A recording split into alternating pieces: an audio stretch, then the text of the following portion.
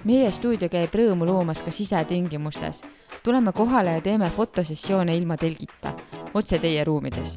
Näiteks hiljuti käisime Viljandis perekodudes laste ja noortega fotosessioone tegemas 2 nädala vahetusel 4 majas.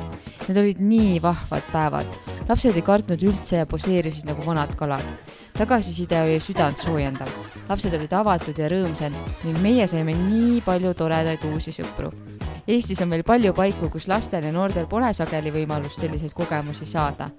Meie soov on jõuda igasse Eestimaa nurka ja pakkuda neile rõõmu läbi pildistamise. Et see oleks võimalik ja kestaks ka tulevikus, vajame kogukonna tuge, et see oleks päriselt jätkusuutlik. Kui tahad meie tegemistesse panustada või kaasa lüüa, siis külasta meie kodulehte. Iga toetus, olgu see aeg, oskused või head mõtted, aitab luua rohkem säravaid hetki.